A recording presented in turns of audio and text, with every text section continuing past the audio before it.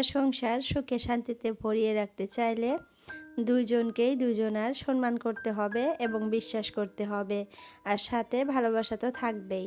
এই তিনটা জিনিস থাকলেই কিন্তু দেখবেন একটা সংসার জীবন অনেক সুন্দর আর শান্তিময় হয়। আর আলহামদুলিল্লাহ এই তিনটা জিনিসই আমাদের দুইজনের মধ্যে আছে, তাই তো আমরা এত সুখী এত শান্তিতে আছি। তো যাই হোক, এগুলা কিন্তু সবাইকে দেখাইতেও হয় না, আবার শোনাইতেও হয় না, কারণ নজর জিনিসটা কিন্তু সত্যি, আর নজর লাগলে কিন্তু আসলেই খুব খারাপ হয়ে যায় সব কিছুই আর কি। যেটার মধ্যে নজর লাগবে সেটাই দেখবেন ভালোর থেকে আস্তে আস্তে করে খারাপ হয়ে যাবে। হ্যালো এভরিওয়ান, আসসালামু আলাইকুম আমার প্রিয় আপুরা, তোমরা কেমন আছো? আশা করি সবাই ভালো আছো। আলহামদুলিল্লাহ তোমাদের দোয়া এবং আল্লাহর অশেষ রহমতে আমিও ভালো আছি। নাজনীন ব্লগ চ্যানেলে আরও একটা নতুন ভিডিও দেখার জন্য তোমাদের সবাইকে স্বাগত জানাইতেছি। আশা করি বরাবরের মতো আজকের ভিডিওটাও আপুদের কাছে ভালো লাগবে।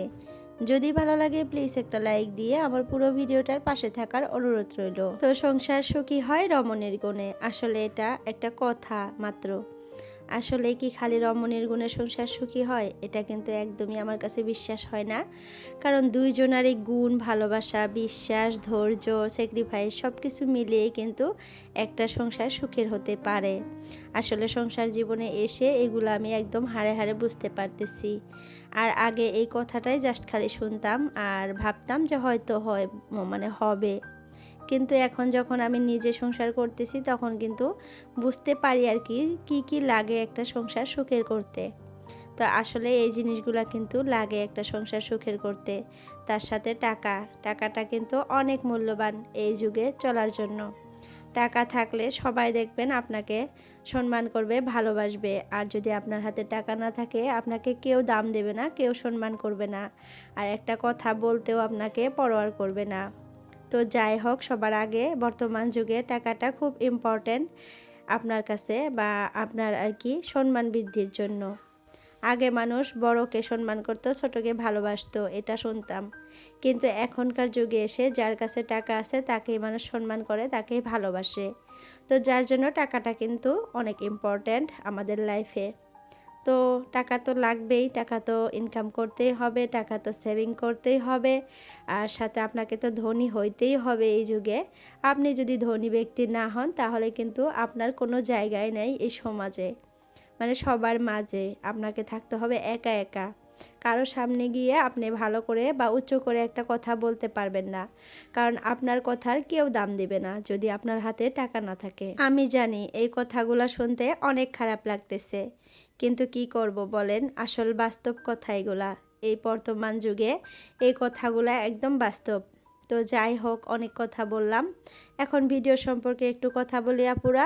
তো দেখো, আমি সকালে উঠে দুপুরের জন্য রান্না স্টার্ট করতেছি। তো আজকে দেখো মাছ মাংস কিছুই নাই, আর তোমরা তো জানোই আমার ঘরে মাছ মাংস না থাকলে আমি ডিম দিয়ে আলু দিয়ে একটা রান্না করি আর সাথে কিছু একটা বানিয়ে নেই। তো আজও তাই করলাম, তোমাদের ভাইয়াকে জিজ্ঞাসা করলাম যে আজকে তো মাছ ডিম কিছুই নেই, কি কয় মাংস, তো এখন কি রান্না করব। তো আমার ছেলে কিন্তু ডিম দিয়ে আলু দিয়ে রান্না করলে অনেক ভালোবাসে, তো ওর পছন্দের খাবারটা আজকে রান্না করলাম আমি। দোকান থেকে 3টা ডিম নিয়ে আসলাম, আর দেখো আলু দিয়ে রান্না করতেছি, আর ফ্রিজে ডিমও ছিল না, তো যার জন্য। আর কিন্তু সাথে টমেটোর চাটনি করে নিচ্ছি, আর টমেটোর চাটনিটা খেতে আমি অনেক পছন্দ করি, আর সাথে তোমাদের ভাইয়াও। কিন্তু আমার ছেলে কিন্তু একবারও মুখে দিবে না এটা। আমার ছেলে একদম পছন্দ করে না কালো জিরাটা, যেই জিনিসটাতে আমি কালো জিরা দিব ওইটা ও একদম অ্যাভয়েড করে, একদমই খেতে চায় না। ও বলে যে এই জিনিসটা দিলে আমি খেতে পারি না, একটা যে স্মেল আসে কালো জিরার, ওটা ও একদমই পছন্দ করে না। ও একদমই ওইটা করতে পারে না আর কি, সহ্য করতে পারে না। তো যার জন্য ও খায় না, কিন্তু আমরা খাবো। তো যাই হোক, দেখো কথা বলতে বলতে ডিম আলু সবজিটা হয়ে গেল, আর চাটনিটা তো আমি অফ ক্যামেরায় বানিয়ে নিয়েছিলাম, সেটা তোমাদের সাথে ফার্স্টেই শেয়ার করছি। তো সবজিটাও হয়ে গেছে, এখন দেখো আমি সকালের নাস্তাটা করব। তোমাদের ভাইয়া এখনও ঘুম থেকে উঠে নাই, তো আমার জন্য আর ছেলের জন্য 2-3টা পিঠা ভেজে নেই। তোমাদের ভাইয়া যখন ঘুম থেকে উঠবে তখনই আমি ভাবছি তাকে আবার পিঠা ভেজে দেব। আর আমার খোলাটাতে ইদানিং কী যে হয়েছে জানি না, আপুরা সবাই বলে যে আপু তোমার হাতের চিতই পিঠা অনেক সুন্দর হয়, দেখতে অনেক ভালো লাগে। তো তো আসলেই খুব সুন্দর হয়, আমিও খাই, আমি বুঝতে পারি। কিন্তু ২ দিন থেকে দেখতেছি মানে চিতই পিঠাটা ভালো করে উঠতে চায় না। আর যখনই চিতই পিঠা না উঠে আমি এইভাবে করে একটু করে লবণ দিয়ে ভালো করে মানে মুছে নেই, একটু গরম করে নেই, ভেজে নেই, মানে লবণটা খোলার মধ্যে দিয়ে একটু লবণটা ভেজে নিয়ে তারপরে লবণটা ফালিয়ে দিয়ে খোলাটা ভালো করে মুছে তারপরে পিঠা দেই। দেখা যায় যে পিঠাগুলো তখন মানে খুব সুন্দর করেই উঠে আসে। তো এই তো দেখো আমার পিঠা বানানো হয়ে গেছে, ছেলেকে ওই পাশে খেতে দিছি, ও ডাল দিয়ে খাইতেছে, মানে রাতের ডাল আছে, ডালটা দিয়ে খাবে, আর আমি দেখো চা দিয়ে খাইতেছি। তো এই পাশে আমি চিতই পিঠাতে চা দিয়ে খাই। আর একটা আপুর আমি কমেন্ট পড়ি, তোমাদের সাথে শেয়ার করি, মানে হাবিবা বেগম আপু কিন্তু সবসময় কমেন্ট করে আমাকে, তো আজকেও করছে। আপু বলছে, আপু তোমার জুয়েলারি কালেকশনগুলো মানে গুলো আমাকে দেখাবা আমাদেরকে আর কি, আর তোমার ভাসুরের সোফাটা কোথায় থেকে আনছে, কত টাকা নিছে প্লিজ বলবা। তো আপু আমার জুয়েলারিগুলো এখন আর দেখাবো না, তোমরা দেখতে চাইছো আমি দেখাবো আমার নতুন বাসায় গিয়ে একদিন খুব সুন্দর করে ওইটার বিষয়ে আমি ভিডিও বানাবো। আমার কি কি জুয়েলারি আছে সবটাই তোমাদের সাথে শেয়ার করব। আর আমার ভাসুরের সোফাটা কোথায় থেকে আনছে অনেক আপুরাই জানতে চাইছে, আর প্রাইসটাও জানতে চাইছে, তো একসাথে আমি বলে দেই। তো আমার ভাসুরের মানে সোফাটা কৃষ্ণাই থেকে আনা হয়েছে, আর অর্ডার করে বানিয়ে আনা হয়েছে, আর 46 না 47 এরকম নিচ্ছে আর কি, হয় 46 তা না হলে 47 মানে এরকম নিচ্ছে। অনেকগুলা জিনিসই কিন্তু আছে, 4টা টেবিল মানে টুল আছে, একটা বড় সাইজের টেবিল আছে স্কোয়ার সাইজের, আবার একটা বসার জন্য টেবিলের মতোই আর কি ওই সাইজেরই কিন্তু বসার জিনিস, ওইটাও গদি টাইপ বানিয়ে দিচ্ছে। আর ও সোফাটা এল সাইজের অনেক বড়, সাথে বালিশ দিছে, বড় বড় সাইজের বালিশ দিছে প্রায় 8টার মতো, আবার ছোট সাইজের বালিশ দিছে প্রায় 3টার মতো। তো অনেক কিছুই আছে, যার জন্য হয়তো এত টাকা দাম নিছে, আর কোয়ালিটিটাও খুব ভালো। তো যাই হোক, অনেক আপুরাই পছন্দ করছো, অনেক আপুরাই বলছো যে অনেক ভালো লাগছে সোফাটা, আসলে আমার কাছে অনেক ভালো লাগছে। আর গডরেজটাও কিন্তু খুব সুন্দর, তাই না? গডরেজের কালারটা এত সুন্দর, এত জোস, কি বলবো, মানে একদম হালকা হালকা না, একদম মানে মেরুন কালার একটা, খুব সুন্দর লাগছে। তো যাই হোক, আরও অনেক আপুরাই কমেন্ট করছে, তো আমি ভাবছিলাম যে আজকে অনেকগুলো আপুর কমেন্ট পড়বো, তো দেখা যাক কয়টা আপুর কমেন্ট পড়তে পারি। তো দেখো, ঘরটা পরিষ্কার করে নিলাম, বিছানাটা খুব তাড়াতাড়ি করে আজকে আমি গুছিয়ে নিছি, মানে ভিডিওতে একটু স্পিডটা বাড়িয়ে দিছিলাম, কারণ কি বলো তো, এত এলোমেলো হয়ে আসছিলো বিছানাটা, আর সেই বিছানাটা একটু একটু করে গুছানো আমার জন্য একটু টাফ হয়ে গেছিলো। তো যার জন্য এত স্পিড করে দিছিলাম ভিডিওটা যে একবারেই আমার মানে কাজটা হয়ে যাক। আসলে স্পিড ভিডিও দেখতে আমার ভালো লাগে, জানি না আপুদের কাছে পছন্দ হয় না নাই, আমি কিন্তু স্পিড ভিডিওগুলো দেখতে অনেক পছন্দ করি, মানে তাড়াতাড়ি কাজগুলো হয়ে যায়, দেখতে অনেক ভালো লাগে। তো যাই হোক, বিছানাটা গুছিয়ে নিলাম, সাথে একটা আজকে একটু ভালো করে মুছে নিলাম। তো যাই হোক, আরেকটা আপুর কমেন্ট পড়ি, স্বপ্নের ব্লগার মনি আইডি থেকে আর কি, আপু আমাকে বলছে যে আপু আসসালামু আলাইকুম, প্রথমে দিছে তো ওয়ালাইকুম আসসালাম।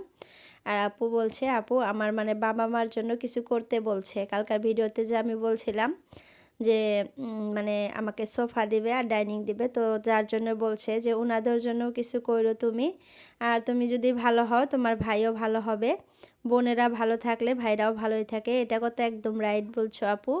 আমি যদি ভালো ব্যবহার করি, আমি যদি ভালো থাকি তাদের কাছে, তারাও কিন্তু ভালোই থাকবে, তারা কিন্তু আমাকে ফালিয়ে দিবে না, আর আমি যদি ওদের সাথে খারাপ ব্যবহার করি ওরাও কিন্তু আমার সাথে খারাপ ব্যবহারই করবে। আর এটা তো একদমই মানে হবে না, কারণ আমরা 2টা ভাই বোনই, আমাদের আর কেউ নাই, ও আমার আর আমি ওর একটা বোন, আর ও আমার একটা ভাই। তো যাই হোক, আর বাবা মা, এই 4জন মানুষই আমার আপন বলতে, আর আমার হাজব্যান্ড বর্তমান সে এখন হয়েছে আর কি। তো যাই হোক, আগে তো ওরাই ছিল আমার আপন, তো বিয়ের পর কিন্তু হাজব্যান্ড আপন হয়ে যায় তারপর, তো তারাও কিন্তু আপন। তো এই কয়টা মানুষই আমার কাছে সবথেকে ইম্পর্ট্যান্ট, এরা যা বলে সেটাই আমার মূল্য, সেই কথাগুলোতে মানে আমি মূল্য দেই, আর কারো কথার কিন্তু আমার কাছে মূল্য নাই এই পৃথিবীতে। সত্যি কথা আজকে বললাম, আমি আর কারো কথারই দাম দিই না, কারো কথাই কানে নিই না, কে কি বললো, কে কি ভাবলো আমার কোনো যায় আসে না। কিন্তু আমার বাবা মা, আমার ভাই, আমার হাজব্যান্ড, এই কয়জন মানুষ যদি একটা কথা বলে, সেটা আমি 10বার ভেবেচিন্তে দেখি যে দেখা যাক কেমন হয়।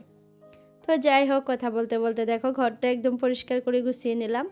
আর ছেলেটার কিন্তু স্কুল বন্ধ দিয়ে দিছে, এই যে উইন্টারের জন্য এত পরিমাণে ঠান্ডা পড়ে গেছে আপুরা, কি আর বলবো, সকালে ঘুম থেকে উঠতে পারি না, এত ঠান্ডা এত শীত পড়ে, তো যার জন্য আমাদের এখানে আর কি 5 দিন স্কুল বন্ধ আছে, একদম সরকারি বন্ধ দিয়ে দিছে। সব স্কুলই 5 দিন বন্ধ, তো আমার ছেলেরও স্কুল 5 দিন বন্ধ, যার জন্য ও কিন্তু এখন বাসায় থাকবে। আর এই যে সকালে উঠে ওকে পড়তে বসিয়ে দিছি, আর ও আজকে সকালে উঠে মত্ত পেয়ে গেছিলো, সেবেরা নিয়ে গেছিলো পড়ার জন্য। তো এখন বাড়িতে আসছে, চাটা খাইয়া ও স্কুলের পড়া পড়তেছে। আর আমি কাজ টাজ করে দেখো আমার নতুন বাসায় চলে আসলাম, নতুন বাসাটা একটু তোমাদের সাথে শেয়ার করার জন্য। আর আমার নতুন বাসাটা দেখার জন্য অনেক আপুরাই বসে থাকে, আমি জানি অনেক আপুরাই ভালোবাসে আমার নতুন বাসাটা দেখতে। আমাকে অনেক সুন্দর সুন্দর কমেন্ট করে যে আপু তোমার নতুন বাসাটা দেখতে আমার কাছে অনেক ভালো লাগে। তো এই তো দেখো আমাদের ঘরের কিন্তু বারান্দায় যে গ্রিলটা, ওইটা কিন্তু পার্পল না, সরি, এটা কি কালার বলবে আমি জানি না, বেগুনি বেগুনি একটা টাইপের কালার। আর এটার মধ্যে দেখো মানে গোল্ডেন কালার করা হয়েছে মিডিল দিয়ে, আর ফুলগুলাতে অনেক সুন্দর লাগতেছে। তো আসলে খুব সুন্দর হয়েছে। আর এই যে দেখো মিস্ত্রি ভাইরা কাজ করতেছে, মানে এই যে বেড়াটা যে দেখতেছো মানে টিন দিয়ে দেওয়া হয়েছে বাউন্ডারি বেড়াটা, এগুলা কিন্তু এই মিস্ত্রি ভাইরা করতেছে, মানে দুইজন কাজ করতেছে। তো আমাদের ভাসুরের আর কি, আমার ভাসুরের কিন্তু বাউন্ডারি মানে ঘেরা একদম কমপ্লিট, আমাদেরটা এখনও ঘেরা হয় নাই, কারণ এদেরটা ঘেরার পর তারপরে আমাদেরটা ঘিরবে। তো আজকে এদের আর কি 2টা গেট বানানো হলো। তো আলহামদুলিল্লাহ গেট টেট কমপ্লিট হয়ে গেছে, চারপাশের মানে বাউন্ডারি ঘেরা একদম কমপ্লিট। তো কালকার থেকে আমাদের কাজ করবে, কালকা একদিনেই আমাদেরটা হয়ে যাবে, কারণ আমাদের এখানে একটু জায়গা। তো 8টা খুঁটি গাড়বে আর টিন দিয়ে বেড়া দেবে। আমাদের এখানে কিন্তু কোনো গেট টেট নাই, এই গেটটা দিয়ে আমরা আসা যাওয়া করব। আর সামনে একটা গেট রাখতে চাইছি, এই পাশে আর গেট রাখবো না ভাবছি। তো এই যে এই পাশে একটু মানে কলেপারে মাটি আছে, তো এই মাটিগুলো এখন একটু সমান করব। তো আমার ছেলে কিন্তু ও আগে আগে এসে পড়ছে, এসে মানে কোদাল দিয়ে মাটি কাটতেছে। তো আমি বলতেছি যে তোমার পায়ে লেগে যাবে, রাখো, ব্যথা বাবা। আসলে ওগুলা কাজ তো আমিও করি নাই কোনো দিন, ও করে নাই।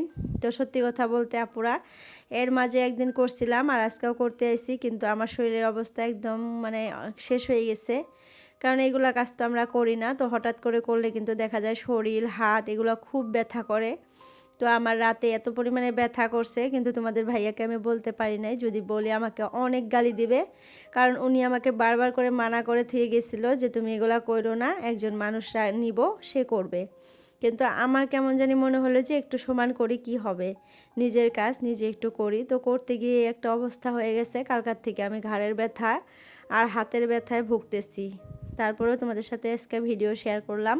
তো যাই হোক আপুরা, আজকের জন্য ভিডিওটা এতটুকুই রাখতে চাইতেছি, আর বড় করব না। তো সবার সুস্বাস্থ্য কামনা করে আজকের জন্য বিদায় নিলাম। সবাই সুস্থ থেকো, ভালো থেকো, বাই বাই, আল্লাহ হাফিজ।